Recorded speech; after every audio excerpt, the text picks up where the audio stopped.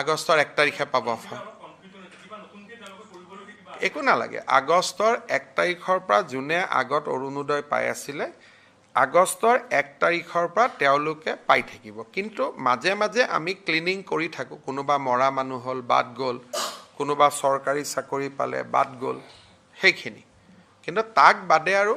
এতিয়া নতুনকৈ একো কৰিব নালাগে আগত যি একাউণ্টত 9000 সোমাইছিলে সেই একাউণ্টতে অৰুণোদয় নিয়মীয়াকৈ পাই থাকিব কল আপোনালোকে নিশ্চয় শুনা পালে অসমৰ মুখ্যমন্ত্ৰী হিমন্ত বিশ্ব শৰ্মা ডাঙৰীয়াই কিন্তু ইতিমধ্যে নিজে ঘোষণা কৰিছে যে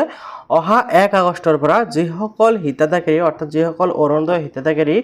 9000 টকা লাভ কৰিছিল ইতিমধ্যে সেইসকলৰ একাউণ্টত অহা 1 আগষ্টৰ পৰা কিন্তু টকা সোমোৱা আৰম্ভ হ'ব আৰু এইবাৰ অৰুণোদয় হিতাধিকাৰীসকলে কিন্তু 2026 চনৰ 1 আগষ্টৰ পৰা যি 1250 টকাকৈ লাভ কৰি আছিল সেয়া কিন্তু 1 আগষ্টৰ পৰা হলনি হৈ 3000 টকালৈ ৰূপান্তৰিত হ'ব বা অৰুণোদয় আঁচনিৰ হিতাধিকাৰীসকলে 3000 টকা লাভ কৰিব আৰু অসমৰ মুখ্যমন্ত্ৰী হিমন্ত বিশ্ব শৰ্মা ডাঙৰীয়াই আৰু এটা কথা ক্লিয়াৰ কৰি দিছে যে নতুনকৈ কোনো ধৰণৰ ভেৰিফিকেশ্যন নহয় যদিও যোৱা কিছুদিন আগতে ছ'চিয়েল মিডিয়াত এই বিষয়ে বিশেষকৈ পোষ্ট আহিছিল বা চৰকাৰৰ তৰফৰ পৰাও কৈছিল যে ভেৰিফিকেশ্যন কৰা হ'ব কিন্তু এতিয়া হয়তো ভেৰিফিকেশ্যন কৰা নহয় ইয়াৰ পিছত আকৌ হয়তো ভেৰিফিকেশ্যন কৰা হ'ব বুলি অসমৰ মুখ্যমন্ত্ৰী হিমন্ত বিশ্ব শৰ্মা ডাঙৰীয়াই কৈছে এতিয়া কথা হ'ল যে যদি আপোনালোকে এতিয়ালৈকে অৰুণোদয় আঁচনিৰ বাবে আবেদন কৰা নাই তেনেক্ষেত্ৰত কিন্তু আপোনালোকে আৰু কিছুদিন অপেক্ষা কৰিব লাগিব